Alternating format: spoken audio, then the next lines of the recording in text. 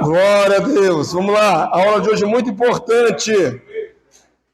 Vamos construir mais um tijolo da nossa fé, comparando com a igreja primitiva. Amém? Volto a afirmar, a aula hoje é um passo muito importante das controvérsias que existem nos dias de hoje. Ok? Então, peça a Deus graça, né, junto comigo, para que a sua mente absorva. Não é complicado, parece não ser muito complicado, mas temos que ter firmeza na nossa convicção. Ok? Então, peça a Deus graça junto comigo. Vamos lá? Pai Santo, louvado seja o teu nome. Muito obrigado, Deus, pela tua muita misericórdia, teu grande amor para conosco. Nós estamos reunidos aqui de novo na tua presença. O Senhor guardou o nosso sono enquanto dormíamos e pudemos sair dos nossos lares e chegar aqui sem impedimento algum. Certamente o inimigo tentou, mas não conseguiu nos deter, porque a tua mão é conosco. Louvado seja o Deus que nos protege. Estamos debaixo do teu santo olhar. Muito obrigado, Senhor, por essa oportunidade de estudarmos a tua palavra.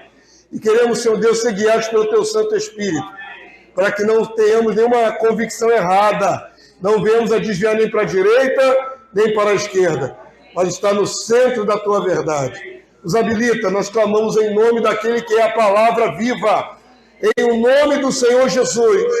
Nos habilita nessa manhã a entender tudo para a glória do teu nome. Habilita os que vão receber através dessa transmissão e da gravação, em nome de Jesus. Amém e amém. Glória a Deus. Podem sentar, vamos lá, queridos. Muito bem, lição 3, importantíssima. Eu reputo que ela seja muito importante. A maioria dos membros da igreja não tem tanta dificuldade sobre isso, porque nós já fizemos até seminários sobre esse assunto, sobre o Logos, já estudamos bastante, mas tem membros novos na casa e vocês precisam prestar atenção. Amém? A geração do Filho Logos na eternidade passada. Primeiro conceito que eu vou abrir aqui, eu não explanei na lição, mas é importante abrir para quem não está familiarizado, significa a eternidade passada. A eternidade não é uma coisa só, pastor? Sim e não. A teologia separa essa questão de eternidade passada só para efeito de compreensão. Ok? Mas, na verdade, Deus não está preso ao nosso tempo, chamado Cronos. Ok? Deus não está preso ao nosso tempo. Deus está acima do nosso tempo. Porém, para efeito de medição, tem o nosso tempo Cronos. Só que o nosso tempo Cronos, ele é depois da eternidade. Ok? A eternidade é um tempo que não se pode contar o tempo. É complicado para a nossa mente finita, é muito complicado para a nossa mente finita entender quando é esse tempo que não tinha contagem de tempo. Lembrando que, como é que começa a contagem de tempo na sua Bíblia? Como é que começa a contagem de tempo na sua Bíblia? Já estudaram sobre isso? Vamos lá. Quando diz, haja luz e a separação da luz e das trevas, não é isso? A isso se chamou primeiro dia. Então, se começou a contabilizar o tempo quando houve separação entre luz e treva. Porque agora tem uma variante. Antes era só treva. Se tudo for só treva, não dá para contar. Não muda. Ok? É aquela ilustração que eu já fiz várias vezes. Se você cair dentro de uma caverna, num acidente, você caiu dentro de uma caverna escura, você não tem relógio de pulso, você não tem celular, você não tem nada. Dentro de pouco tempo, você perderá a noção de quanto tempo está passando. Porque o nosso referencial de tempo é a luz. Ok? Você olha para o sol, mesmo sem relógio, ele está subindo, você diz, é 5h30, 6 horas da manhã. Não é? Como é que você sabe que está acabando? Porque a luz declina. Se você está na rua ou no shopping, como ele quer, eu prefiro ver na rua. Você vê a luz declinando do sol, você diz 5h30 da tarde, 6 horas. Porque o nosso referencial é esse. Ok? Mas houve um tempo que nem sequer havia os referenciais. Nem sol, nem lua, nem estrela, nem nada. Como é que o tempo passava nesse período?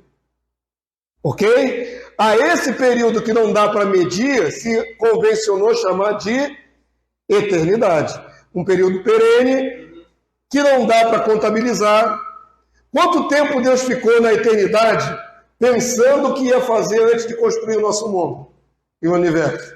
Tem na sua Bíblia? Não. Então é imensurável, não dá para medir, ok?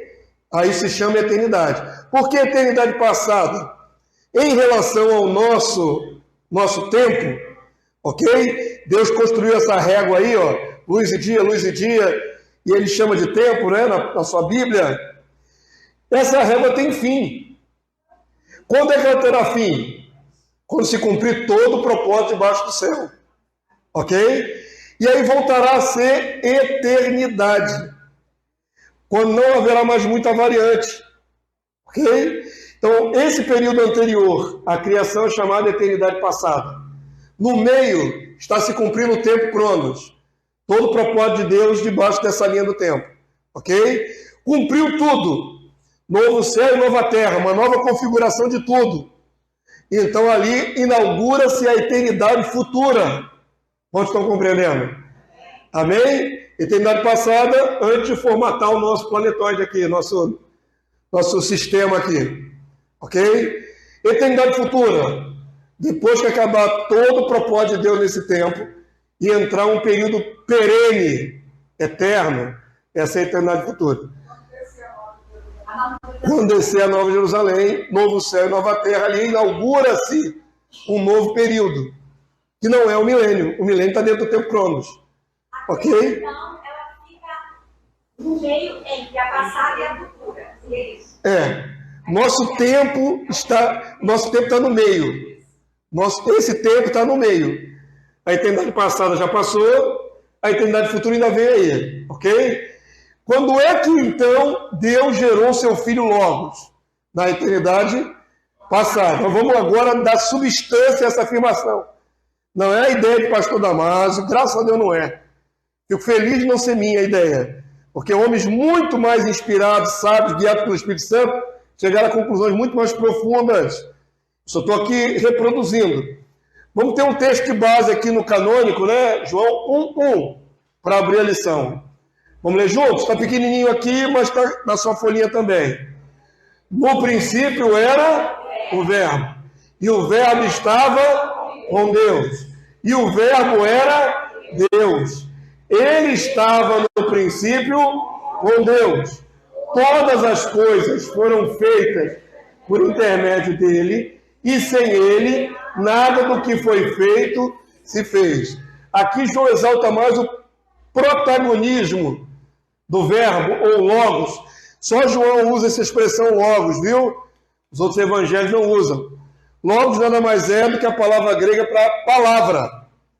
Algumas bíblias modernas traduzem, ao invés de verbo, traduz por palavra. No princípio, por exemplo, a NVI diz assim, no princípio era aquele que é a palavra. Para poder dar mais sentido ao sentido original. Ok? Verbo é uma convenção, porque em nenhuma outra parte da Bíblia se traduz logos por verbo. Verbo quer dizer palavra, não verbo em si. Mas aí é subjetivo. Não é a tradução literal do que está no grego, logos. Entendeu? Isso é uma convenção. Convencionou-se chamar de verbo, porque verbo está em masculino, no masculino. E palavra, em português, é que gênero? Feminino. É a palavra. Não é o palavra, é a palavra. Então, por causa desta questão, se convencionou traduzir de verbo, mas é a palavra. Ok? A palavra, na nossa língua, é feminino. Ok? O hebraico é Navá. Então seria Navá. Seria a. E qual gênero é? Então é uma questão linguística. Ou seja, o verbo aí tem que ser a palavra, no caso da palavra, aí seria a. Mas isso é uma questão linguística, porque em português a palavra é feminino, ok? Nas outras línguas não vai ter esse problema. Então, eu não sei como é que é em alemão, eu não sei como é que é em outra língua. Nas outras línguas, vai se traduzir de outra maneira, talvez porque combina. O original, em grego ou em hebraico, combina com a língua que está sendo traduzida. A dificuldade é na nossa língua, ok? É no português, que tem esse vocábulo palavra, que nós todos entendemos o que é palavra, mas que é gênero feminino em português. Não combinando, preferiram colocar verbo. É só isso, ok? Então vamos lá, já passamos por essa fase, nós vamos voltar a esse texto aqui, tá bom? Está desenvolvido aí na sua lição com mais profundidade. Foi só a abertura. Avança para mim, por favor. Então vamos lá. Revelação do Santo Filho de Deus, encarnado, Jesus, para os cristãos primitivos, não foi um obstáculo, como foi para os irmãos judeus. Devemos lembrar que o Filho de Deus era um mistério e que o Antigo Testamento sempre deu testemunho de que Deus, Criador Yahvé, o Todo-Poderoso, é apenas um. Então vamos lá, presta bastante atenção. Isso aqui vira um quebra-pau teológico terrível. Muita gente lutou por causa desse conceito. Ok? Então presta bastante atenção. Para o povo de Israel, guarda isso no seu coração. Eles têm base bíblica para afirmar que Deus é um. Deus é um. Ou único. Ok? Aqui tem até uma literação aqui interessante de Deuteronômio 6,4. Vamos ler aqui junto comigo? Está bem grandão. Ouve, Israel, o Senhor, nosso Deus, é o único Senhor. Essa tradução em português dificulta mais um pouquinho a compreensão. Por que está Senhor grafado em tudo em letras caixa alta aqui, letra maiúscula? Pois é, isso é uma questão ainda, de novo, de redação, de uma adaptação da nossa tradução, porque aqui no original é o tetragrama, é o nome de Deus em hebraico. Convencionou-se que onde aparece o tetragrama, por ser sagrado, não se diga o nome de Deus. E aí convencionou-se colocar Senhor com tudo em maiúscula. Na verdade seria assim: ouve, Israel, Yahvé é nosso Deus. É o único Yahvé. Ok? Nas duas vezes é o tetragrama, é o nome de Deus no original. Eu não vou entrar em mérito linguístico aqui, se é Yehoru, Yehoru, Yehoshua, isso aí, pelo amor de Deus, hein? Pelo amor do santo Deus. É difícil. Estudar hebraico é uma língua morta, é uma língua antiga. Morta não, porque ela foi perene. Mas é uma língua antiga, ok? Não é fácil de estudar. Quem quiser se aplicar ao hebraico, se aplique. Vai levar uma década ou mais para você começar a ficar mais ou menos conhecendo o hebraico. Se quiser se aprofundar, ok? Aí tem um povo aí na internet que não sabe nem direito português e quer teimar com a pronúncia do nome de Deus. Pelo amor do santo Deus, isso não é o mais importante. Agora, infelizmente, a tradução não ajuda. Ok? Tá lá, aqui tem uma exegesezinha aqui, ó. Shema Israel. Olha aqui, ó. Eloheinu, nosso Deus, Echad, é um. Essa palavrinha aqui significa é um, ou único. Então, o povo de Israel aprendeu isso inúmeras vezes ouvindo essa passagem, ok? O que eles criaram na mente deles? Que Deus é um só. Qual é o único Deus? Yahvé, literal em português, Jeová, é um e não há outro, ok? Isso vai dar bode mais à frente, porque quando aparece Jesus, Jesus também é Deus. E agora? Aí, nosso Deus ali está Elohim, né? E não está não. Está Elohim aqui, né? É verdade, está escrito Elohim. E traduziria Yahvé aqui, ó. Mas está escrito Elohim, você está certo. Elohim. Aqui traduziram errado. Aqui traduziram certo. Deixa eu ver. Onde está o outro Yahvé? Aqui está certo. Aqui traduziram errado. Nem sei de onde eu decalquei, porque eu faço muita pesquisa. Eu decalquei isso aqui. Isso aqui não foi eu que escrevi, não. Isso aqui eu decalquei, estava pronto. Eu falei, opa, economizou meu tempo. E coloquei aqui. Realmente aqui a palavra aqui é Elohim. Mas vamos lá. Entenderam o conceito que o povo de Israel aprendeu? Deus é um, ou único. Isaías 45:6 vai fortalecer mais esse conceito. Vamos lá? Para que se saiba, até o nascente do sol e até o poente, que além de mim não há outro. Eu sou Yahvé, e não há outro. E assim poderia citar vários outros textos em que Deus mesmo, usando os profetas, ou qualquer outra citação, diz que Deus é um e não há outro. Ok? Agora entenda a dificuldade do povo de Israel quando aparece Jesus. Entendam, a gente costuma sempre condenar a dificuldade deles. Nós temos que tentar entender a dificuldade deles. Aí eu tenho uma dúvida em relação ao que eles esperavam do Messias. Exatamente. O que eles esperavam do Messias? Que ele seria Deus também? Ou humano. Eles esperavam mais humano. O grande tropeço daquela geração de israelitas é que eles esperavam um Messias humano. Então enxergavam com clareza a divindade do Messias. Não tão profundamente.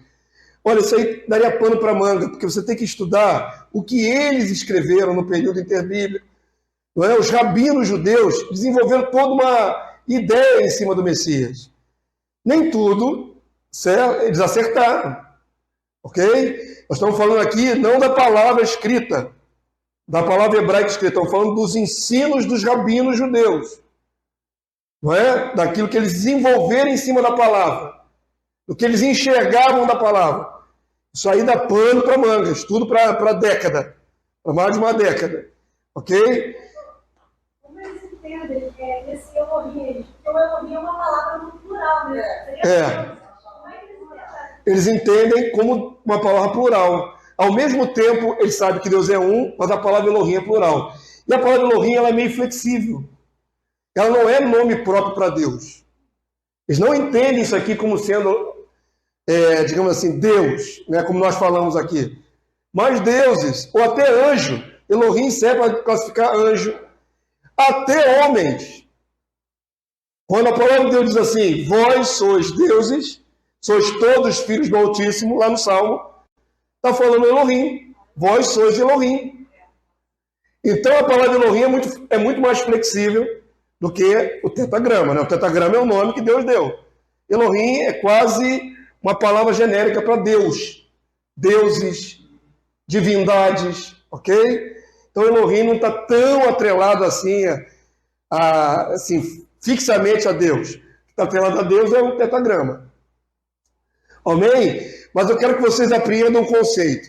Se vocês tivessem sido nascidos israelitas antes de Jesus, e toda vez que fossem na sinagoga, uma passagem do Antigo Testamento dissesse, Deus é um, é único, não há outro.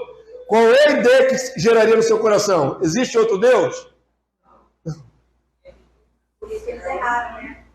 Isso vai dar ruim, né? Isso vai dar ruim, até porque esse que se manifesta como Filho de Deus é um homem de carne e osso. Se ele viesse em forma divina, talvez dificultasse menos para os judeus.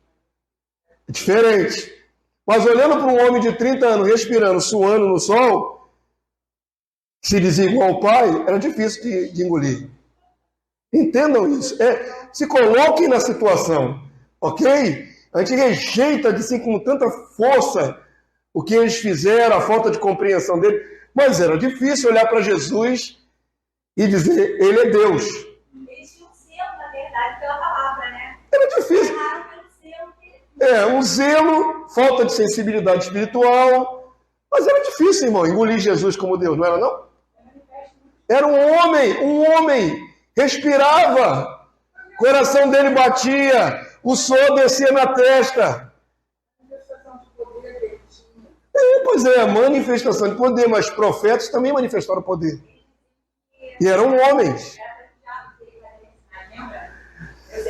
Minha irmã, um dos grandes manifestadores de poder da antiga aliança é Eliseu, fez o dobro de Elias. Ressuscitou mortos igual a Jesus. Ressuscitou mortos. Manifestou poder tremendo. E depois morreu. Era homem de carne e osso. Entendam isso, a dificuldade deles de ver um homem de carne e osso dizer que é Deus.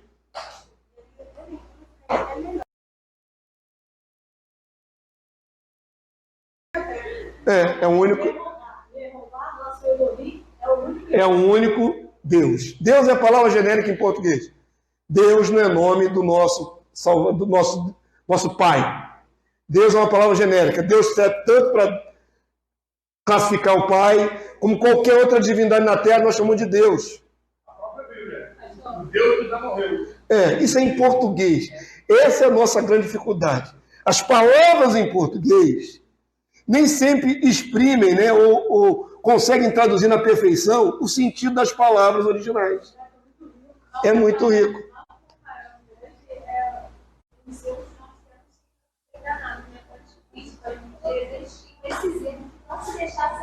Sim, só que eles aplicaram errado.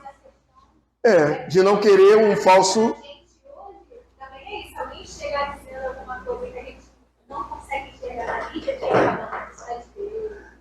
eles tinham esse zelo, mas Paulo fala, dou testemunho de que tinham zelo, mas sem entendimento.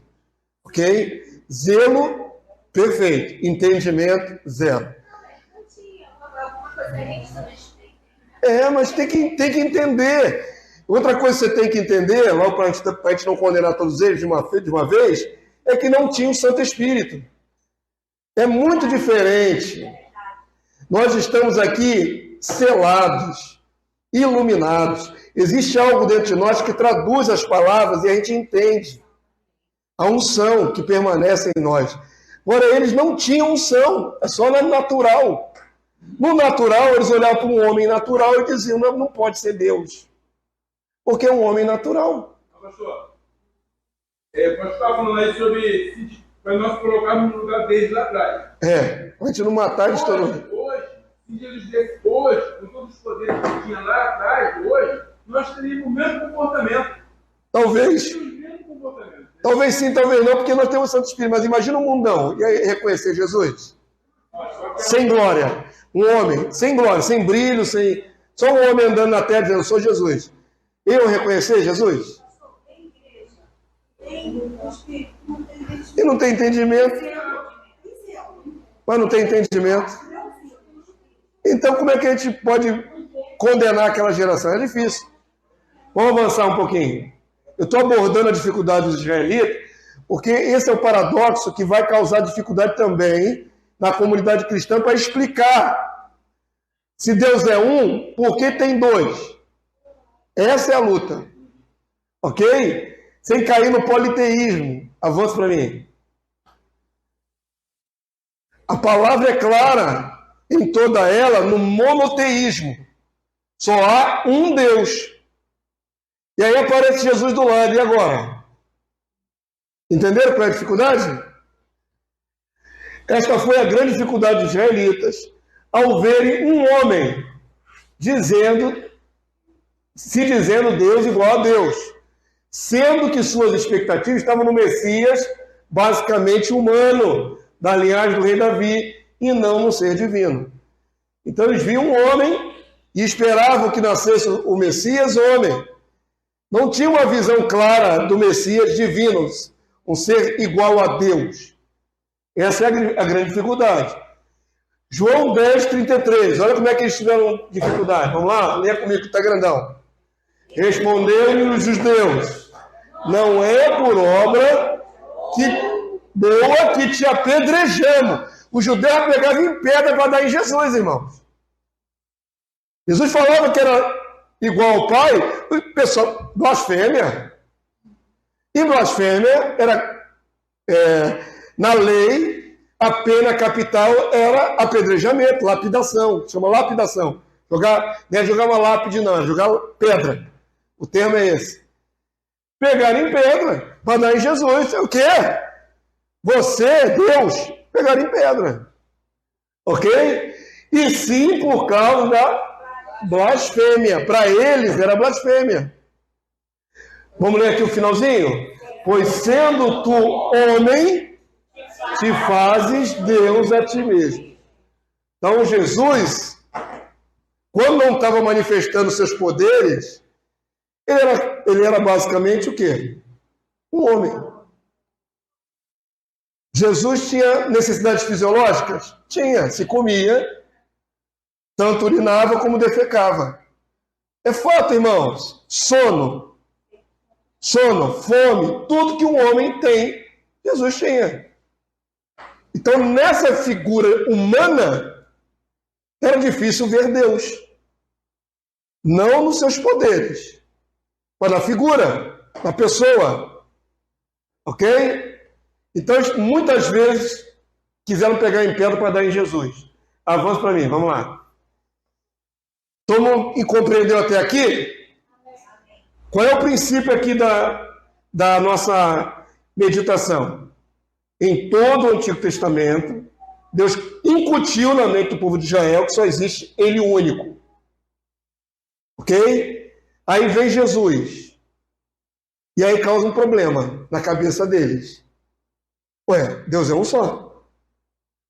Como é que você diz que é Deus? São dois ou é um?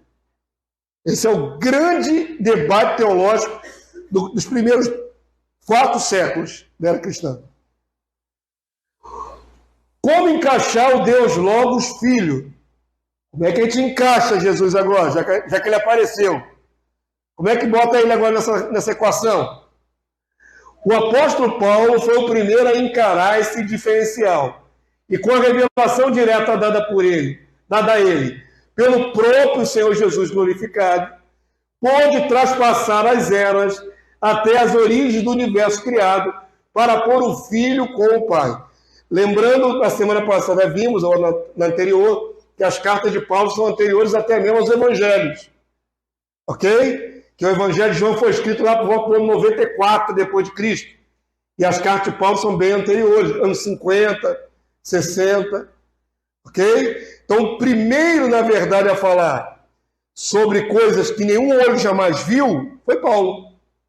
Como é que Paulo conseguiu ver o princípio do universo? Como é que Paulo conseguiu essa proeza? Revelação. A palavra de Deus diz que o Filho de Deus glorificado se manifestava a ele. O apóstolo Paulo até chegou a se vangloriar um pouquinho, dizendo assim, ó, quando eu aprendi o evangelho, não aprendi de homem algum. Ué, como é que Paulo aprendeu o evangelho se não aprendeu de homem algum? Porque o próprio Senhor Jesus manifestava-se a ele. Há passagens que dizem isso, não é? Em várias ocasiões, Paulo teve tete a tete com Jesus glorificado. Então, por isso Paulo é o mais profundo de todos os apóstolos. Porque as revelações dele são muito profundas. É exatamente essa questão tão transcendente, tão inalcançável que Paulo recebeu por revelação. Ok? Colossenses 1, 15 a 17. Vamos ler devagarinho, degustando as palavras. Estamos comendo as palavras. Ruminando. Vamos lá? Este é a imagem do Deus invisível, o primogênito de toda a criação. Essa expressão, primogênito de toda a criação, vai dar ruim mais adiante, tá bom? Vocês guardam aí que vai aparecer um camarada chamado Ário e vai interpretar isso errado. Isso vai dar uma controvérsia terrível. Mas é outra lição que eu vou explorar isso aqui, tá bom? Não tem problema nenhum em afirmar que Jesus é o primogênito de toda a criação. Que o primogênito é o filho primeiro. Ok? Verso 16, vamos lá. Pois nele, no Filho, foram criadas todas as coisas, nos céus, sobre a terra, as visíveis e as invisíveis, sejam tronos, sejam soberanias, quer principados, quer potestade. Lê aqui, ó. Tudo foi criado por meio dele e para ele o Filho. Vamos lá, agora isso aqui é mais fundamental ainda, ó. Ele é antes de todas as coisas. Nele, no Filho, tudo subsiste. Tudo que existe está sendo sustentado pelo poder de Jesus. Ok? Mas não é o poder do Pai, pastor? É, o Pai deu tudo a Jesus. Tudo é dele. O Pai fez tudo com ele, através dele e para ele. Ok? Essa afirmativa é maravilhosa. E ele é antes de todas as coisas. Diga, minha irmã. Eu tive uma aula, né, que explicou que no hebraico, palavra é a mesma coisa que coisa. Ou seja, através da sua palavra, ele dá a palavra e cria coisas, entendeu? Ele dá forma a dizer. Ele é um instrumento. Ele é um instrumento. Ele é um instrumento. É nele e por ele e para ele. Agora, como é que Paulo sabe que antes que houvesse todas as coisas, já existia ele? Ok? Revelação. Que ele estava junto com Deus criando tudo. Que tudo foi criado por ele. Satanás foi criado pelo Filho? Foi. Foi co-criado pelo Filho. Esse co é importante, porque é junto de. Ok? O Filho não é o único criador. O Filho é co-criador. Cria junto com o Pai. O Pai e o Filho criaram todas as coisas. Ok? Até aqui está tranquilo esse conceito? Dá para ver isso aqui, nesse texto? Estou dizendo que a palavra verbo tem a ver aí, porque Jesus é a ação da manifestação da vontade. Sim, faz sentido. Fazer sentido está pleno.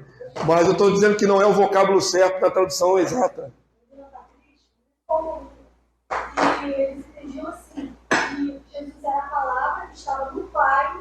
Quando o Pai fala, a palavra, que no caso é o Logos, Sai. de todas as coisas. Exatamente. Essa aí é a síntese do que nós vamos desenvolver aqui.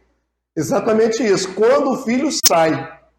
E Paulo aqui dá a entender que já sabia que o Filho estava junto com o Pai. Não dá a entender aqui? Está claro isso? Alguém tem alguma pergunta em cima disso? Nós chegamos até aqui? Fala, irmã Guaraciara. Está pensando? Não. Está tranquilo? Pastor Paulo, está tranquilo? Até aí? É importante mais tirar dúvida, viu, irmão? Isso aqui, mal entendido, cria heresias. Mal entendido derivou em um monte de ideia errônea. Então tem que ser muito sistemático agora nesses conceitos. Ou seja, analisar o máximo possível para apreender o melhor possível. Ok? Tudo. Quer principado, soberania, o que é visível, o que é invisível, tudo. Tudo foi criado por ele, por meio dele e para ele.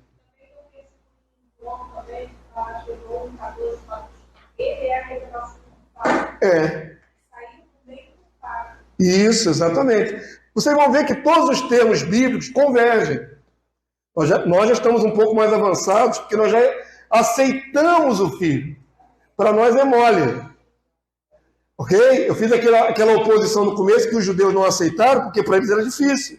Por causa da unicidade do Pai, por causa da exclusividade do Pai, tudo isso era para eles difícil. Para nós não, nós aceitamos de boa. Que existe o Pai e o Filho, para nós é maravilhoso. E pastor, também aquela palavra no princípio, né? Seria Bereshit. Ali dentro tem Bará, que é filho, ou seja, no princípio, o filho está lá embutido. Bará que é o fazer, né? Essa ação de Deus é muito interessante. Eu costumo resumir da seguinte forma: Deus é o autor intelectual de tudo. Ok? Mas o Filho é o executor de tudo. Você entendendo isso? Tem uma linguagem até meio policial, né?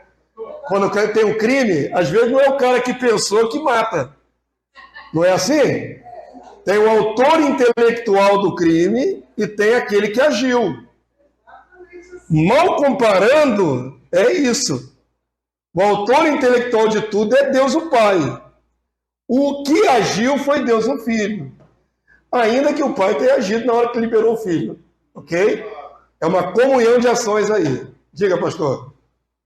A dificuldade, às vezes, olhando para o povo garantido, para Deus, e hoje, temos os filhos, colocar no corpo da igreja católica, cristã, é a questão de entender Deus, cada um dos testamentos, que Deus ele criou, está escrito lá, que Deus criou o bem e o mal. Só as coisas visíveis e invisíveis. Então não encaixa que Deus criou, no caso, o mal, essa situação. Então, mas ele criou mesmo. Deus criou todas as coisas. Se Deus não criou todas as coisas... Essa visível aí não é questão do aquilo lá, que é aquilo que não é visível aos meus olhos. Não, é a coisa invisível mesmo. Até as leis divinas, né? Todas as leis divinas. Lembra da maldição e da bênção? Tudo, Deus já criou tudo. Todos os conceitos, todas as ações. Obrigado. E Deus falou e o Espírito do caso de Logos, né? Saiu e executou. Não. O Logos já estava fora. Já foi. É isso que nós vamos ver. Né? Ele já foi. Então, quando Deus dava a ordem, e quando ele quis cumprir, quando ele disse assim, olha, passamos o homem da nossa imagem. Como eu medicava isso antigamente em cima disso? Você está falando. Nós vamos chegar aí. O Logos já está atuante aí, quando cria o homem. Já está completamente atuante. Já não está mais em Deus. Ele já está fora de Deus. Nós vamos ver isso aí tudo devagarinho. Até aqui todo mundo acompanhou. Alguém tem alguma dificuldade em relação a esse trecho que nós já lemos aqui? Amém. Então avança aí, vamos devagar. Paulo fala da pré-existência do Filho de Deus como sendo a palavra co-criadora do universo, visível e invisível, revelando o esvaziamento daquele que era igual a Deus Pai. Filipenses 2:5-8 e Colossenses 2:8. Vamos ler aqui, por favor. Leia em voz alta, vamos lá. Pois ele, subsistindo em forma de Deus, não julgou como usurpação o ser igual a Deus. Antes, a si mesmo se esvaziou, assumindo a forma de servo, tornando em semelhança de homens e reconhecido em figura humana. Quais são os termos importantíssimos de compreender o que Paulo está falando? Que ele, Jesus, o Filho, e Paulo está falando de maneira retroativa, né, porque o Filho já tinha se manifesto. Paulo está voltando lá no princípio de tudo. Ele, Jesus, o Filho, subsistia em forma de Deus. Presta atenção nessa grandeza.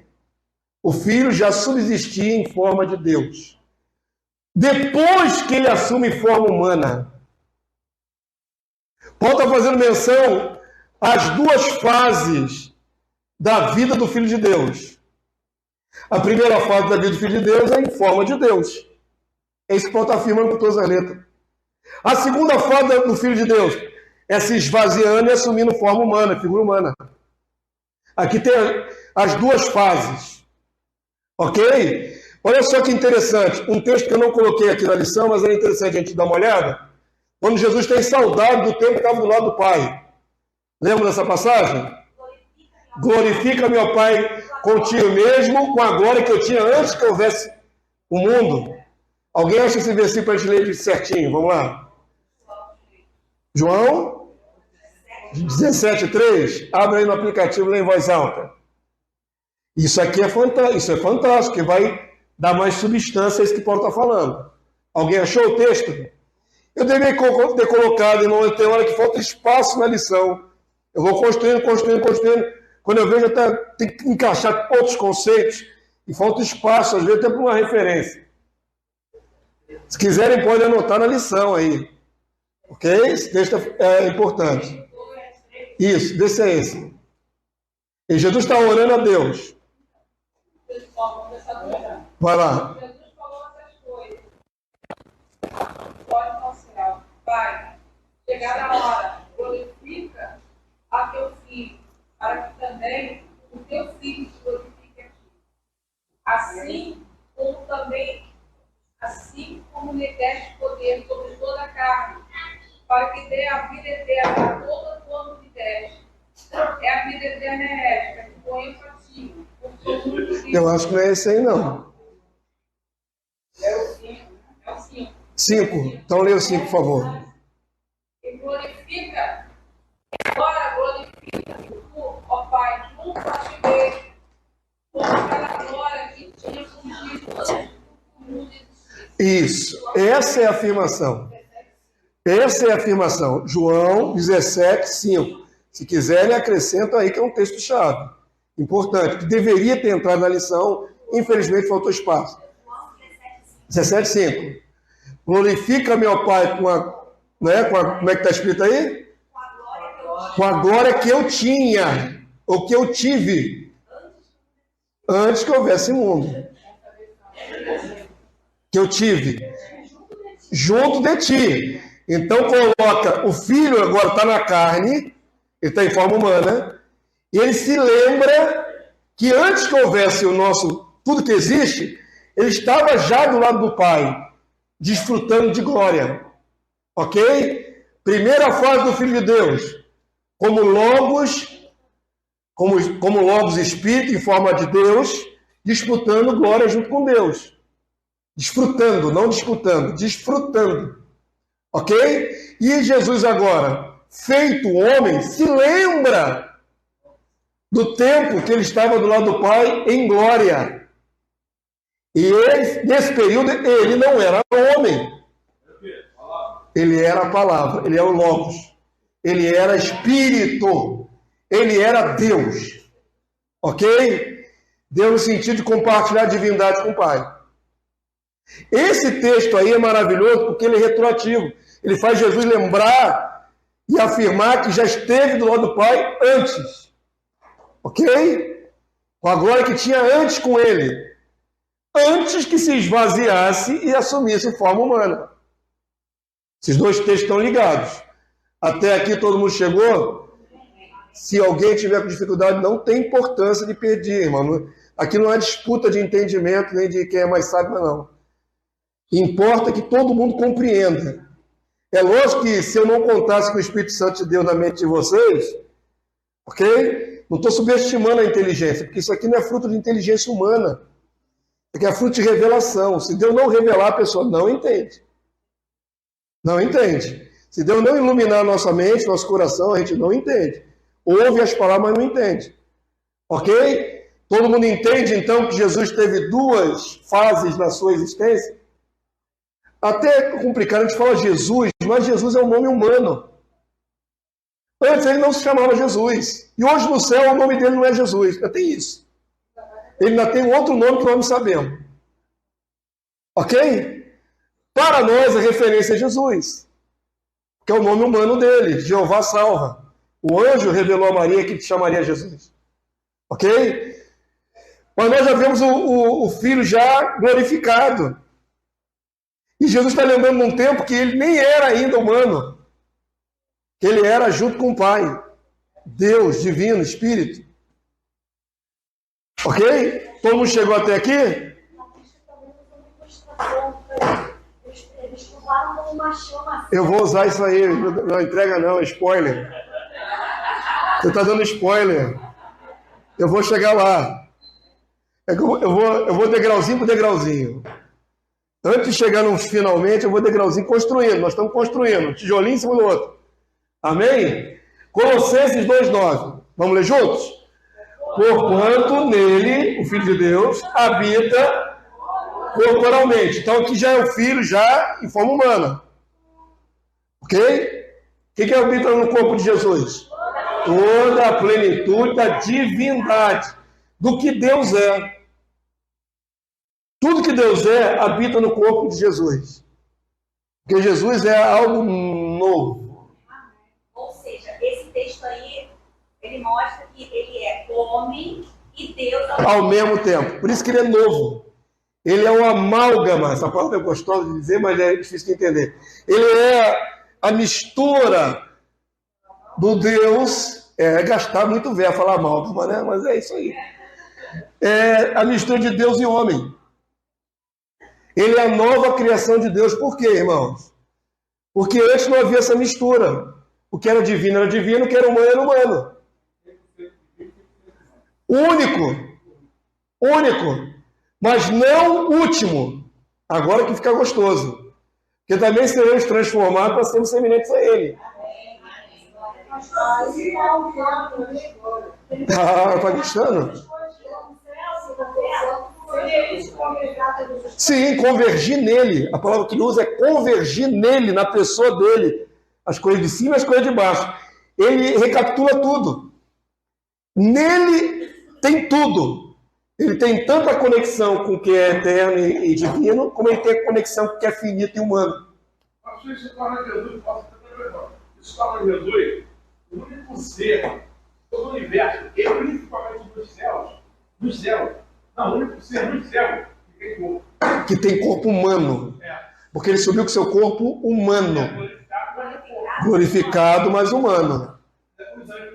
Os anjos não têm corpo glorificado e não têm corpo humano. Eles aparecem aqui de vez em quando como homens, pode ser até uma concessão de Deus, mas eles são basicamente espírito. Jesus é o único homem divino, Deus, homem, só. Essas coisas, né, nos fazem ver como Deus é amor, né? Um Deus que é grande, glorioso, ele quis se reduzir para assumir nossa semelhança, para sermos semelhantes a Ele. Aí está a graça da encarnação, né? Um Deus que é todo glória, todo poder, todo criador, resolve ser homem de carne, para nos alcançar. E aí está a desgraça da reencarnação. Mantém o corpo pesado, voltado para a matéria, sem a possibilidade de chegar ao... A reencarnação é um absurdo por causa disso. Porque Jesus não reencarnou. Ele ressuscitou. É diferente. Ressurgir dentre os mortos é uma coisa. Viver vida sucessiva em corpos diferentes é outra coisa completamente deturpada. Nós também, se passarmos, haveremos de reassumir nossos próprios corpos. Isso é ressurreição, é o que a Bíblia ensina. Ok? Tá tranquilo até aqui, irmãos? Então avança para mim. Já o apóstolo João, nós vimos agora Paulo, né? Porque Paulo escreveu antes do Evangelho de João. Põe um logos, palavra, junto do Pai, ao lado, dividindo a mesma essência como Deus, divindade. Voltamos a João 1:1. Agora vamos fazer uma pequena exegese no texto. Vamos ver um pouquinho do original. Vamos lá? No princípio era o verbo, ou logos. O logos estava com Deus. Aqui temos uma questão importantíssima. Que é aqui uma palavrinha grega aqui, ó. Pi. Como é que é o nome dessa letra? Esqueci agora. Grego. Isso aqui é o R. O R em grego. É ro. Um ômicron e um sigma final, ó. Isso aqui é um sigma final, é um S. Pros. Palavra pros. Isso é uma preposição. Ok? Por que está tão importante ver isso, pastor? Porque João coloca o logos no princípio com Deus. com o Pai. Isso é importante por quê? Porque tem um e outro. E os dois estão juntos. Ok? Muitos querem resumir tudo à última afirmativa. Que Jesus era Deus. Porque aí mistura os dois. Aí acaba misturando, cria essa heresia que Jesus era o próprio Pai. Aí vira um unicismo. Isso é um erro teológico horroroso. Mas muitas na cabeça de muitos, Jesus é Deus. Então, muitas canções evangélicas não separam quem é o Pai, quem é o Filho, né? Acaba misturando tudo. Pregações. Mas aqui nós vemos que um está com o outro. A preposição ajuda a ver dois. Um com o outro, do lado do outro. Do lado. Mas não em ti. Não dentro de ti. A grande dificuldade é achar que o filho e o pai estão misturados, quando a preposição diz que um está do lado do outro. Por isso que o filho está hoje à destra. À direita do pai, já glorificado. Olha aqui, ó, prós, preposição. Pode ser traduzido por perto. Ó, o logo estava perto do pai, com o pai, em direção a, para o pai, ou por, ou pelo pai, né? Por vai se flexionar para pelo pai. Todas essas traduções possíveis da preposição prós falam de um e outro. Um perto do outro, um com o outro, um do lado do outro, um em direção ao outro, mas não dizendo que um é o outro. Correto? Estamos aqui analisando exegeticamente. Então, isso aqui, irmão, isso aqui, um teólogo, um estudante qualquer, não pode negar a preposição. Ele estava, no princípio, com Deus. Ele aqui é o Logos e esse aqui é o Deus Pai. Estar com não é ser o mesmo, é ser o mesmo? Pastor, Esse dia, o verbo era Deus. Deus é Deus, original, e Yahvé. Não. Aqui está flexionado para o grego, né? Aparece Theos aqui, que é o genérico da palavra Deus.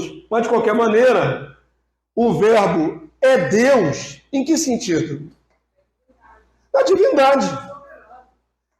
Na mesma essência do Pai, na mesma forma, nós lemos no texto de Colossenses, forma, subsistindo em forma de Deus. Se fosse dizer que é Deus, Yahvé é só para o Pai. Se João quisesse pensasse uma coisa dessa, João não pensa assim. Ele está separando aqui, gente, está colocando um do lado do outro. Aqui remete a Gênesis, capítulo 1. No princípio criou Deus os céus e a terra. Ok? João volta como se fizesse uma revisão do Gênesis. Vocês entenderam que no princípio Deus criou todas as coisas? Agora entendam. Tinha mais um com ele criando todas as coisas. Porque o Logos estava com Deus. É isso que João faz. Ele volta e faz um paralelo com Gênesis 1:1. E no Antigo Testamento, os israelitas só conseguiam ver um pai. E agora João faz uma adição, uma revelação. Não tinha só o pai. Porque no princípio, antes de criar todas as coisas, também tinha o Logos. É isso que João faz. o único versículo também do Gênesis, da criação do homem, ela fala que façamos. Esse plural mostra claramente que Deus não está só, criando todas as coisas. Pastor, olha só, o Bruno está falando aí em questão que quando Deus fala, haja luz, façamos todas as coisas e tal, isso é a palavra saindo de Deus e agindo. Isso. E é o óbvio. Ou seja, Jesus. Certo? É o autor intelectual e o executor. Tudo bem, entendo. Mas a questão é que a gente está falando que o óbvio, a palavra, estava do lado de Deus. Sim. Entendeu? Ou estava em Deus, que saía de Deus e agia. Calma, ainda não chegamos lá. Estou falando. Vocês já estão fazendo uma antecipação. Então calma, nós vamos chegar lá. Eu primeiro quero mostrar a vocês que são dois, para depois mostrar como é que deu em dois. Ok?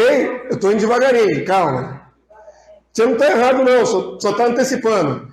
Espera um minutinho que a gente já vai mostrar essa derivação. A Bíblia fala que existir depois que fez carne. Porque antes de ser carne, ele estava com Deus, com palavras, com versos. Estava com Deus. Diga, irmã. O pessoal está migrando por causa do frio?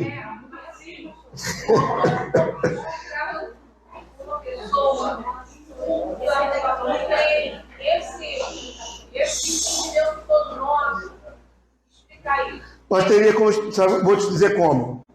A palavra de Deus diz que Deus dá graça aos simples. A gente não depende de intelectualidade. Isso era ensinado em todas as igrejas. É o Evangelho. Evangelho de João, capítulo 1, verso 1. Não depende de intelectualidade. Nossa dificuldade é aquilo que eu já falei na última aula sobre as heresias. As heresias vieram e bagunçaram todo o coreto, né? Então nós, no século XXI, somos herdeiros de uma coxa de retalho de heresias. Para nós é descontaminação, mas para a primeira igreja que recebeu, estavam purinhos.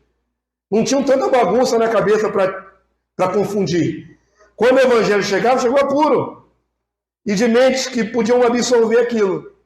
Nossa dificuldade hoje é que não chegamos puros no evangelho. Nós chegamos cheios de conceitos, preconceitos. Né? A irmã, por exemplo, veio do espiritismo. Tem ali como é que eu vou dizer? Milhares de informações espíritas na mente.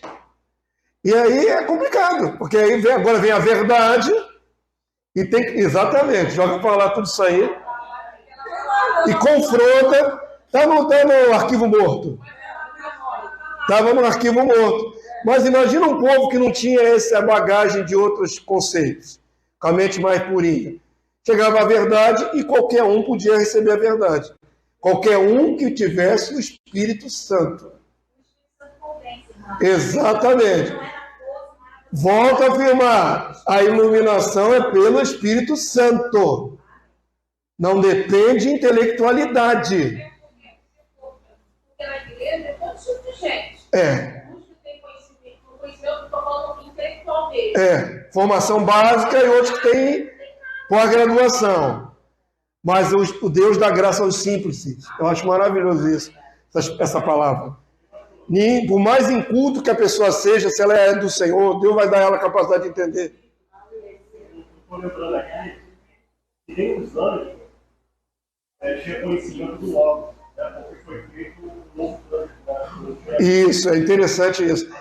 Aparentemente, eu não vou falar 100%, mas aparentemente nem os anjos compreenderam, eles tiveram que ver.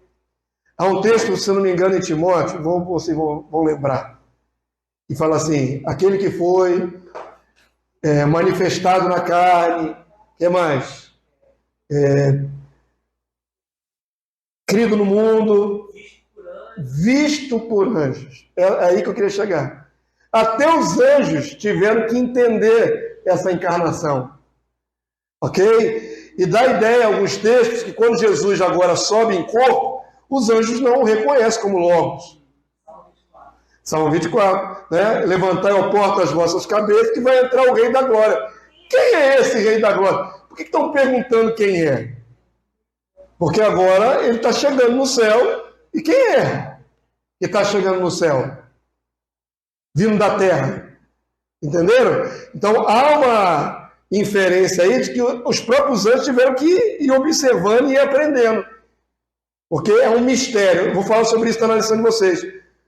O Filho, a encarnação, a existência do Filho foi guardada a 7 chaves como mistério de Deus.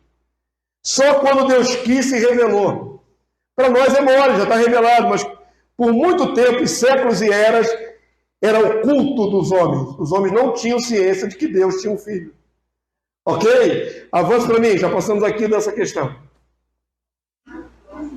A questão determinante não é afirmar que o Filho Logos é Deus, como Deus Pai e Yahvé. Para a gente é tranquilo. O problema é que antes, não havia evidências claras de que Deus possuía um Filho junto a si no céu, antes de enviá-lo ao mundo. Essa é a questão. Se você só tivesse as Escrituras do Antigo Testamento, você teria grande dificuldade. Sem a revelação do Novo, sem as explicações de Paulo, sem o Evangelho de João, como é que você sabia que tem outro lá junto com Deus no começo? Olhando só para o Antigo Testamento, tem algum texto claro que fala, Deus, eu tenho alguém do meu lado? Tem algum texto do Antigo Testamento que fala isso? Claramente não. Tem textos como o Salmo 110. Disse o Senhor ao meu Senhor, assenta-te à minha direita. Não é? Tem o texto de Daniel que fala que viu o Filho do Homem se achegar ao ancião de dias. Nós enxergamos. Ele, naquele tempo, não. Então, eles interpretavam de outras maneiras. Por exemplo, no Salmo 110, os judeus não entendiam o Messias nosso. Então, eles acham que é Davi. Eles acham que é Salomão, até o pai Abraão, nesse salmo. Mas nunca acerta o alvo, que é o Filho de Deus. Porque não era compreendido assim. Deus não deu dica que tinha um filho do lado dele. Ok? Por isso o apóstolo Paulo classifica essa situação como um mistério. O que é um mistério? É algo não revelado, que estiver oculto de todas as gerações humanas e veio a revelar-se. Ok? Então não condenemos todos que não entenderam antes, porque Deus lacrou isso em mistério. Não foi os homens que tinham dificuldade, Deus colocou a dificuldade. Pela sua sabedoria e soberania, Deus quis assim guardar o filho em mistério, para revelar no tempo oportuno. Ok? Colossenses 1:26, vamos ler, irmãos? O mistério que estivera oculto dos séculos e das gerações humanas, gerações aqui relacionando ao homem. Agora, todavia, se manifestou aos seus santos, aos quais Deus quis dar a conhecer qual seja a riqueza da glória desse mistério, agora revelado entre os gentios, isto é, Cristo em vós, a esperança da glória. Amém? Paulo vive a transição. Paulo, enquanto fariseu, estudando lá o Tanakh, estudando a Escritura, ele não via filho, mas o filho se revelou a Paulo diretamente, desde aquela queda lá na estrada de Damasco. Ok? Agora Paulo sabe. Paulo viveu a antiga aliança sem ver o filho, e agora Paulo conhece o filho. E o filho lhe explica sobre a geração anterior. Então Paulo pode resumir e dizer, olha, antes o filho era um mistério, mas agora o mistério se revelou. Paulo vive essas duas realidades. Ok? Quantos entenderam? Para nós é mistério? Não. É revelação. Para os santos. Ok? E tudo mais que vem na bagagem, que nós vamos ser glorificados, que temos o Espírito Santo, tudo isso é a partir do Filho revelado. Antes, a realidade dos que seguiam a Deus era diferente. É muito importante você entender isso. Às vezes nós pensamos no povo de Israel como pensamos na igreja pós-Jesus. Não é a mesma coisa. Tem uns pipocos nesse negócio esquisito. É do microfone? Está descarregando? Vamos botar para carregar para a noite. Veio começar uns pipocos aí, ó. Olha só. Os espúrios. Som. Habilita outro para mim aqui, por favor. Fica feio esse barulhinho.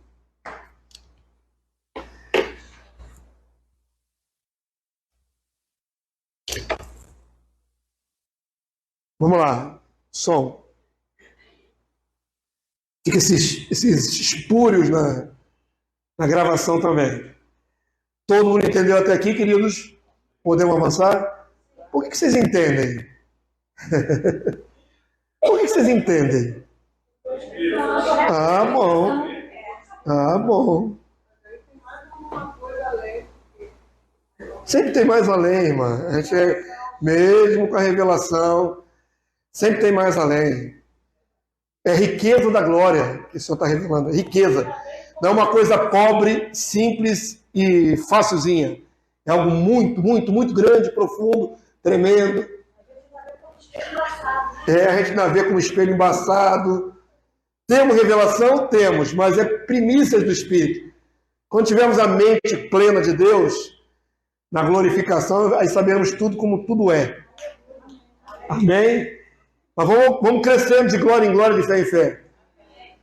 O Pai manifestou o Filho na encarnação e o Filho revelou o Pai por seus atributos divinos, em unidade espiritual. João assim descreve.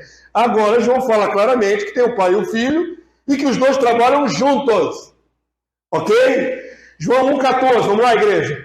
E o Verbo se fez carne e habitou entre nós, cheio de graça e de verdade, e vimos a sua glória, glória como do unigênito do Pai. Agora João explicita aqui. Agora ficou explícito. Ele é o quê?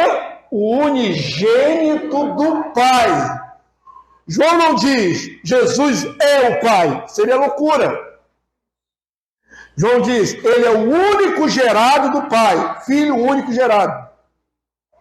Ok? Está bem claro aqui? 18. Ninguém jamais viu a Deus. O Deus unigênito que está no seio do Pai é quem o revelou. Agora ficou mais explícito ainda. Chama Jesus de quê? Deus unigênito. Agora o negócio vai ficar... Presta bastante atenção. Esses textos são chaves para compreender tudo, irmão. O Pai e seu unigênito. Agora chama ele de monogeneteos. Deus único gerado. Que diferença faz isso? Muita. Porque o Pai não é gerado por ninguém. Essa é a diferença. O Deus Pai, quem foi o pai do Pai? Seria o avô, né? O avô de Jesus. Quem é o pai do Pai? Não existe. Ele simplesmente existe. Ele é. É antes de tudo. Ele é e acabou. Não tem explicação da sua origem. Ele não tem pai. Mas Jesus tem pai? Tem. O Pai. Está meio assim, redundante, mas é verdade. O Deus Pai é o Deus de Jesus. E o Pai de Jesus. Então, ele é Deus, como Pai, mas ele foi gerado. Esse é o diferencial. E o Pai, qual é o termo que se aplica ao Pai? É incriado. Ninguém o fez, nem o gerou. Ok? O Pai é incriado e o Filho é gerado. Até aqui guardaram? Está tranquilo? Avança para mim. Essa passagem de Deus unigênito é fantástica. Ok? Não dá para confundir o Deus único gerado com o Pai. Dá para confundir? Não. O Pai não é gerado por ninguém. Pastor, também a palavra fala em questão do João 3,16. João 3,16? Ele já no mundo, estava ali. Deu seu filho. Aí está estabelecida a relação pai e filho, né? O Evangelho de João já joga com essa realidade. Que tem o pai e tem o filho. Ok? E já está aberto já e vai explicando tudo direitinho. Qual é a grande dificuldade? Só existia um único Deus. Não é isso que nós vimos até aqui? E agora tem um do lado de Deus, que também é chamado Deus. Não é chamado Deus? Deus Pai e Deus Filho. O único Deus, no caso, seria porque há um só Espírito que une os dois. Que une os dois, uma unidade espiritual. Isso, exatamente. Nós vamos destrinchar tudo isso até chegarmos na questão da Trindade. Mais adiante, numa próxima aula. Jesus é gerado, mas esse gerado é como filho, lá o Logos também pode ser gerado. O Logos é filho já. Nós vamos ver isso agora. Como é que a igreja primitiva interpretou isso? Já que eles receberam direto dos apóstolos, lembra-se? Eles não fizeram curso de teologia no século 20, 21. Eles receberam direto de apóstolo. Ou de alguém que recebeu de um apóstolo, a segunda geração. Como é que a igreja primitiva digeriu isso? Digeriu? Digeriu. Escreveram? Escreveram. Esse aqui é Justino Marte, no ano 150. Olha o que ele diz. A compreensão de que Deus tem um filho, né, que é o Logos, isso era comum a toda a igreja primitiva. Existem alguns pontos ou outros que há divergência de opiniões entre os escritores, mas se existe uma coisa unânime, é que Deus gerou o Logos na eternidade. A pré-existência do Logos era unânime. Vamos lá, vamos ler aqui o que Justino falou sobre isso.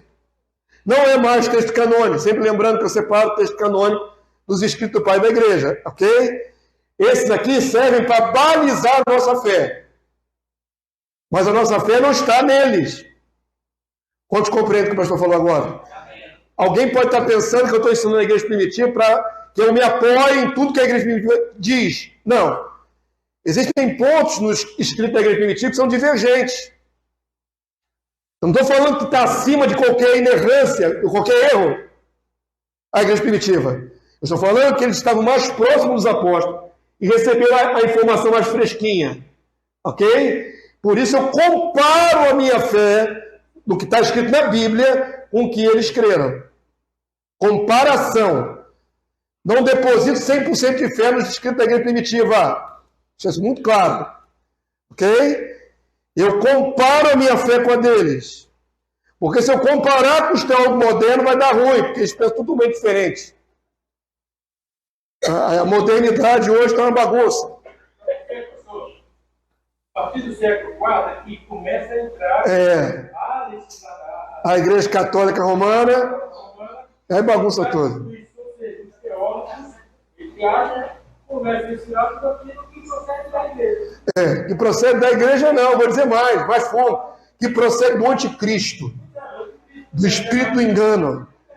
Ok? Nós vamos ver essa bagunça que faz parte do currículo, irmão. A gente vai estudar muito sobre isso ainda. É uma aulinha de cada vez. Hoje nós estamos estabelecendo a relação da geração do filho. Ok? Se o filho for gerado, não for gerado. É isso que nós estamos estabelecendo hoje, mas nós vamos avançar para tudo isso. Vamos ler o que Justino disse. O que ele compreendeu? Porque os que dizem que o filho é o pai, então no tempo de Justino é que a gente misturando os dois.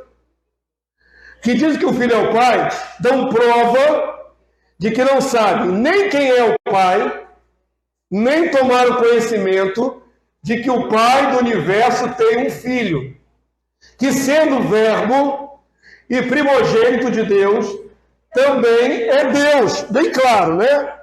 Bem claro. E o próprio Senhor Jesus Cristo, repreendendo os judeus por não saberem distinguir o que era o Pai e o que era o Filho, também disse: ninguém conhece o Pai a não ser o Filho, ninguém conhece o Filho a não ser o Pai, e àqueles aos quais o Filho revelar. Não está fechado, né? Compartilha conosco. Mateus 11, 27. O verbo de Deus é seu Filho. Claro, objetivo, específico, e mencionando o fato que os judeus estarem tropeçando nisso. Ok? Que não conseguiram compreender. Como é que Deus tem um filho? Avança para mim. Irineu de Lyon, o maior teólogo da igreja primitiva, diz o seguinte: João proclamava um único Deus todo-poderoso e um só unigênito, Jesus Cristo, por meio do qual foram feitas todas as coisas.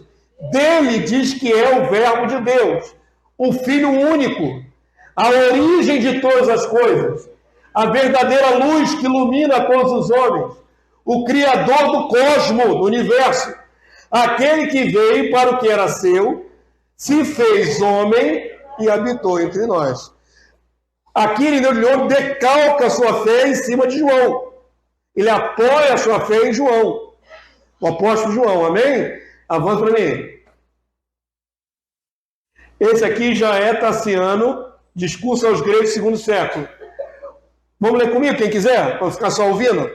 O verbo celeste, espírito que vem de espírito. Verbo, palavra da potência racional, a imitação do Pai que o gerou. Fez o homem imagem da imortalidade. Entretanto, o verbo, antes de criar os homens, foi o artífice dos anjos. Essa é a nossa doutrina sobre os anjos e os homens. Amém? Está correto? No segundo século os irmãos pensarem assim? Está. Embasado no que Paulo disse. Através dele tudo foi criado. Quer principado, quer potestades, soberanias. Está se referindo a anjos. Classes de anjos. Pastor, alguns filósofos gregos, que era tudo dessa época aí, entendeu? Então, alguns deles estavam no mundo dele, e ele falou assim: poxa, só uma mente maravilhosa ser tão maravilhoso para fazer toda essa criação. Ele reconhecia isso. Só não entendiam quem era, né? Sabia quem era. Quem era. Mas é maravilhoso. Foi quando João entra e fala sobre isso, sobre João 1. Aí quando ele chega no versículo 14, já que nós vamos falar aí, que esse verbo, que essa palavra, que essa amém que ele se tornou carne. A palavra de Deus é tão bacana, mostra os sentimentos dos apóstolos. Não é? Mostra o sentimento dos apóstolos. Paulo vai discorrendo e escrevendo, e aí tem uma hora que ele fica tão maravilhado que ele adora. Ele estava explicando uma passagem. Ó profundidade da riqueza, tanto da sabedoria. Paulo começa a exaltar Deus. Meu Deus, como é que só consegue se eu pensar isso tudo, Deus? Tem hora que eu não explico assim. A gente fica maravilhado. Paulo também ficou registrado na sua Bíblia aí. Ó profundidade da riqueza, da sabedoria, do entendimento. Quem foi seu conselheiro? Paulo chega para escutar, quem foi seu conselheiro? Quem te ensinou tudo isso, Deus, a ser o Deus do universo? A criar todas as coisas? Não é? Então ele fica ali embevecido, apaixonado e cheio de gozo na alma e começa a exaltar a Deus na carta. Porque é demais, né? Mas percebam a unidade do entendimento. Aqui não há divergências. O Logos criou todas as coisas junto com o Pai. E é chamado de artífice, artesão. O Pai, autor, o Filho, o artesão. Avança para mim. Corrobora a visão da pré-existência do Logos, o texto de Provérbios 8, 22 a 30, onde a sabedoria personificada é o arquiteto de Deus Yahvé. Descreve a eternidade e o nascimento e a procedência de Deus Pai. Dentro desse texto maravilhoso do Antigo Testamento de Provérbios, há uma ilustração da sabedoria que se torna o arquiteto de Deus para criar todas as coisas. Esta sabedoria é, reconhecidamente pela igreja primitiva, o Logos pré-existente. Ok? E ele fala literalmente que nasceu. Vamos ler juntos? Está aqui só 2 versículos, mas é um texto bem maior, você pode ler ele todo, você vai ver a beleza desse texto. Vamos lá? Antes que os montes fossem firmados, antes de haver outeiros, eu nasci, a sabedoria personificada. Então, eu estava com ele e Yahvé. Olha aí, irmãos. E era seu arquiteto. Legal, né? Dia após dia, eu era as suas delícias, cobrando perante ele em todo o tempo. Aqui é uma ideia de congraçamento entre o pai e o filho. Eles estão criando todas as coisas, estão ficando felizes um com o outro. Intimidade. Estão rindo um para o outro. Olha, pai, o que nós fizemos. Aqui há a ideia de uma intimidade. Mas a afirmação mais importante aqui é nascimento, antes de tudo criado, e que ele era seu arquiteto, autor intelectual e executor. Ok? Todo mundo chegou até aqui comigo? Então avança para mim aí, vamos lá. Admitia-se a geração do filho Logos no período inimaginável que antecede a existência de todas as coisas. Nós não conseguimos entender quando nada existia, porque nós já somos seres criados, né? Nós existimos, nós vemos um mundo que existe, então não conseguimos compreender quando nada existia. Houve um tempo em que não existia nada. Nada. Nada. Nem luz, nem matéria, nem pó, nem espíritos, nem anjos, nem homens. Nada. Absolutamente nada. Esse período que nós não conseguimos imaginar. Nesse período existiam 2, o pai e o filho. Quando nada existia, fora eles. Ok? Esse é o período da intimidade do pai e do filho na eternidade passada, que não tem como prescrutar, mensurar. Avança a nossa compreensão. Atenágoras escreveu o seguinte, no 2º século: vos ocorre perguntar O que quer dizer filho? Eu direi livremente: o filho é o primeiro broto do pai, não como feito, pois desde o princípio, Deus, que é inteligência eterna, tinha o verbo aonde? Em si mesmo. Olha a compreensão do nosso irmão Primitivo, ok? Essa parte aqui é importante, ó. Não como feito. O filho não foi criado, foi gerado. Porque estava antes aonde? Em Deus. Primeiro eu mostrei que estava ao lado, mas agora eu vou mostrar mais antes ainda. Mas isso tudo é revelação, porque não tem nada escrito especificamente, tá? Isso, aquele que a gente estava chegando nesse ponto aí. Vamos lá. Qual é o período que eles não estavam separados, estavam juntos? Antes de criar todas as coisas. Ok? Avança agora para mim, vamos lá. Agora Teófilo de Antioquia vai implementar mais. Quem quiser ler com o pastor. Tendo Deus o seu verbo imanente em suas próprias entranhas. Agora ele usa um termo interessante. Como se Deus tivesse entranha. Deus não é homem. É uma frase antropomórfica, né? Da forma humana Deus, para a gente poder entender. A gente não tem palavras que exprimam Deus. Nem sua forma, nem sua essência. Então tem que usar palavras humanas. Ele enxerga assim, o Logos, enquanto Espírito, estava dentro de Deus. Ok? Também Espírito. A gente vê muito materialmente, e ele está tentando mostrar uma coisa que não é material, que não é propriamente material, né? Olha só, vou ler de novo, leia comigo quem quiser. Tendo Deus o seu verbo imanente em suas próprias entranhas, gerou-o com a sua própria sabedoria, emitindo antes de todas as coisas. Aí está a chave. Essa emissão. Essa é a chave. Esse verbo aí é a chave. Onde estavam Logos? Dentro de Deus. E depois Deus fez o quê? Exteriorizou. Exteriorizou, emitiu. Tirou de dentro de si para fora. Compreendam isso, tá? Em nome de Jesus. Não é um parto. Nós temos tendência a humanizar a coisa. Deus não estava grávido do filho. Não existe essa figura de linguagem na igreja primitiva. O filho estava dentro de Deus e Deus o emitiu. E disse Deus, né? Mas quando Deus diz na criação, o filho já tinha saído, porque é antes de criar todas as coisas. É na intimidade de antes. É antes do anjo da luz, é antes de tudo. É antes de todas as coisas. É quando só existia Deus e o filho. É antes de tudo.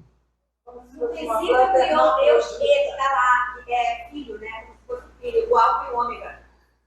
Diga. Hermafrodita, uma planta hermafrodita que tem o sexo masculino e feminino. Não por aí não. Por aí não, vai dar ruim. Não ajuda não. Não ajuda não. Duas sexualidades não ajudam. Não ajudam. Pula. Eu estou falando que não é uma gravidez. Pula essa parte. Eu vou chegar lá, minha irmã.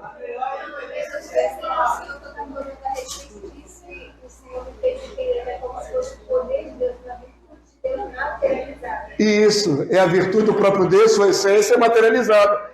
O importante é a gente entender o seguinte, que ninguém está lá para ver. Ok? Ele que cria todas as coisas. Nem anjo presenciou ninguém. Se Deus não revelar, não sabemos nada desse período. É simples assim. Mas os nossos irmãos compreenderam. Ok? Essa questão não estava ligada à questão sexual, estava ligada, por exemplo, à essência do gênero. Entendeu? Eu sei, mas você não foi no gênero, você foi no hermafroditismo. Hermafroditismo são dois sexos. Mas não ajuda, vai complicar mais. Hermafroditismo é dois sexos. Tá certo? Vamos lá. Onde eu parei? Ali antes de todas as coisas. Vamos ler comigo quem quiser. Teve este verbo como ministro de sua criação e por meio dele fez todas as coisas. E quando Deus quis fazer tudo o que havia deliberado, gerou esse verbo, proferindo-o como primogênito de toda a criação. Ok? Tá difícil, não? Irineu vai falar mais um pouquinho. Vamos lá? Lê comigo. Por isso, se alguém nos perguntar como foi gerado o filho pelo pai, essa é a grande pergunta, responderemos que esta emissão, ou geração, ou enunciação, ou manifestação, ou seja, qual for o nome com que se queira chamar essa geração inefável, ninguém a conhece, mas somente o pai que gerou e o filho que foi gerado. Como se deu essa saída, ninguém viu. Ninguém existia para ver, para presenciar e descrever como é que saiu um do outro. Ok? Por isso as nossas comparações humanas são falhas. Não revelou, mas sabemos que saiu de... O que sabemos é que saiu um dentro do outro, certo? Como? Não sabemos. Nem o pai da igreja ousou falar. Mas aí vamos ler aquele texto que a nossa irmã está falando ali, que ela leu, né? Eu acho que é o que explica um pouquinho mais melhor. Está lá no livro da Igreja Primitiva, Padres Apostólicos, no trecho de Tassiano, já citamos ele ali. Só que eu vou precisar usar isso aqui, ó. Hoje eu trouxe, viu? Esse aqui é o provisório. Não, tira a foto que, né? Nem momento histórico nem nada, pô. A minha deficiência visual é um momento histórico? Pelo amor de Deus, isso aqui é uma vergonha. Isso aqui é uma tristeza, pô. Isso aqui é vergonha, gente. É a idade, pois é, mas a palavra de Deus diz que Moisés chegou aos 80 anos, com 120 anos, com a visão plena. Por que eu estou com 50 e pouco, tá ruim desse jeito?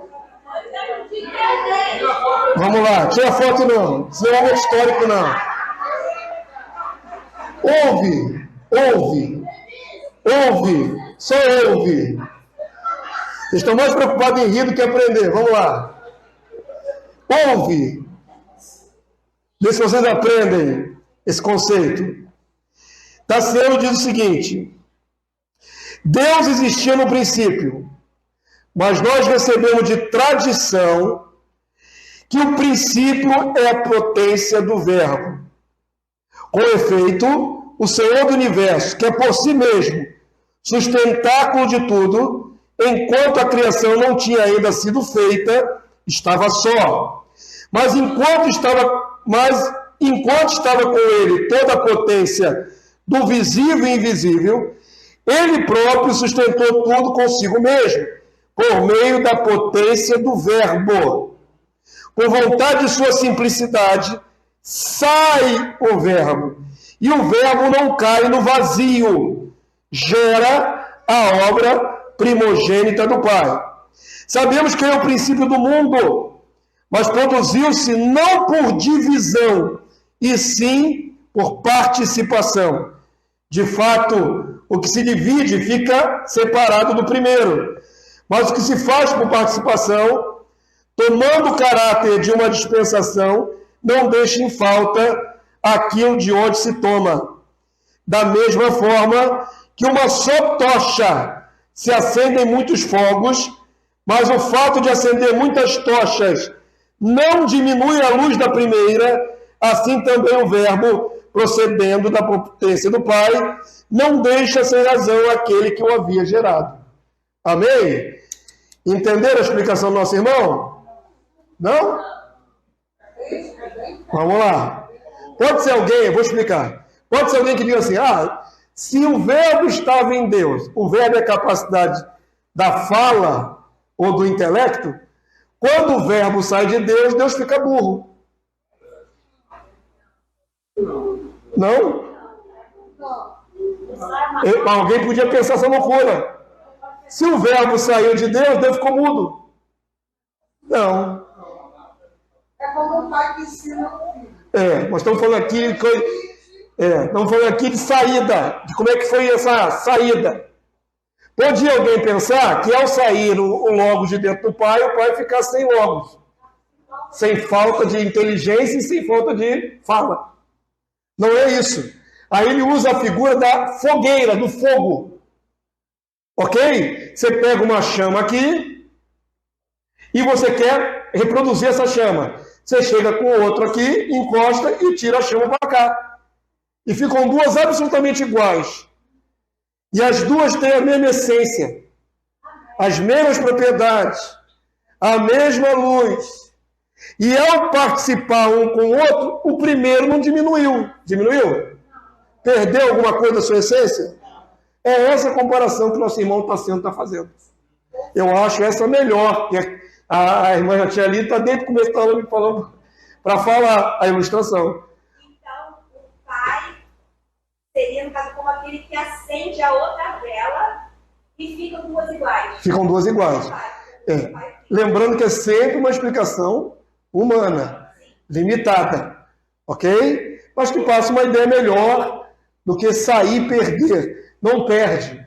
O pai não perde nada, ok? O pai não perde absolutamente nada. Ele compartilha a divindade com seu filho.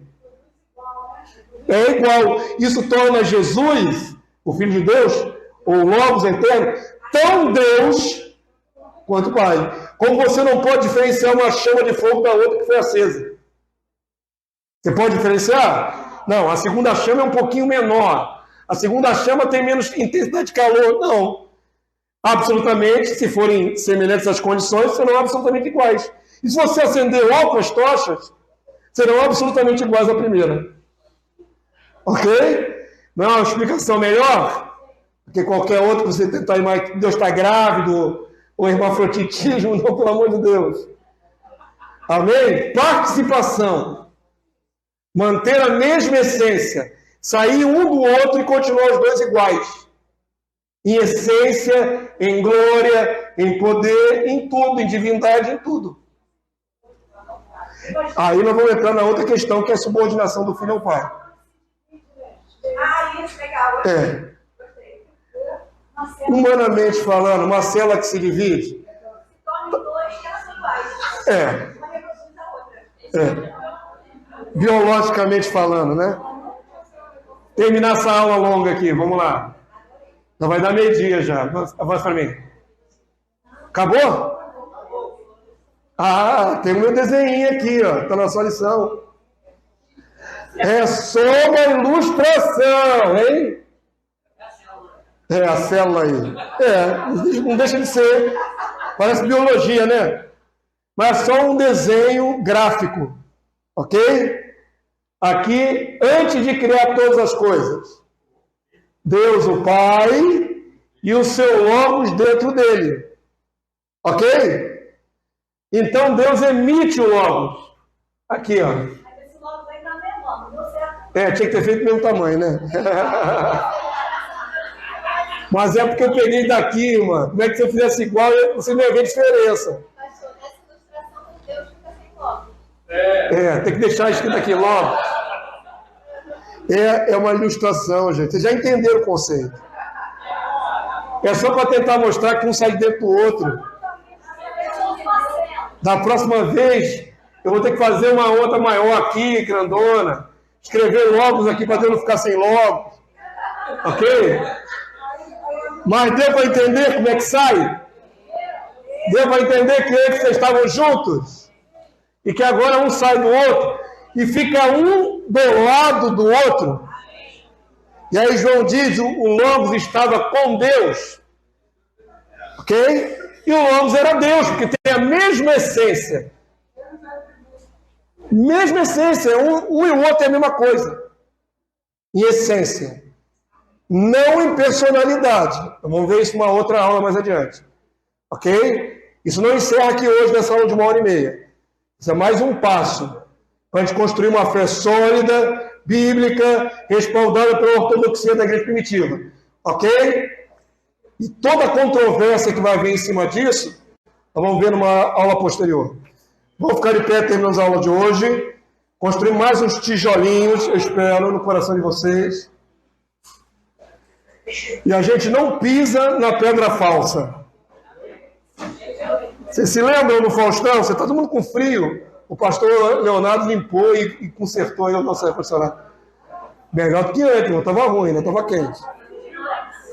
Agora está a potência.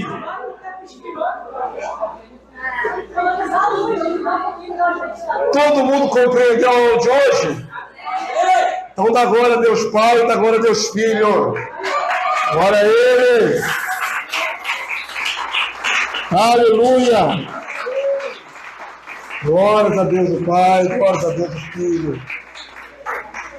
Maravilhoso Deus, né? Que através do seu Filho fez todas as coisas.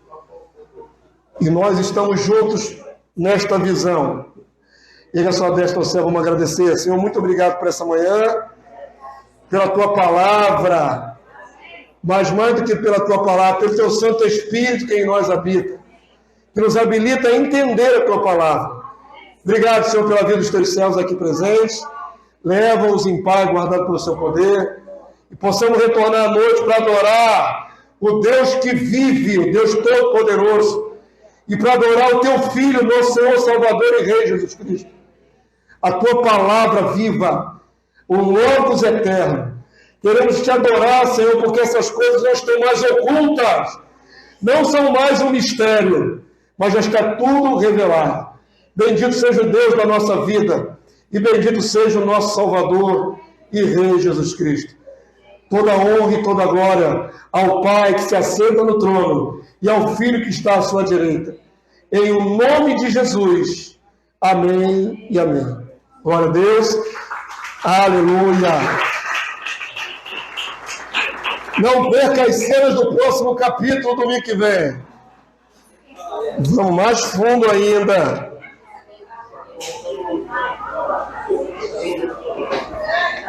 Glória a Deus.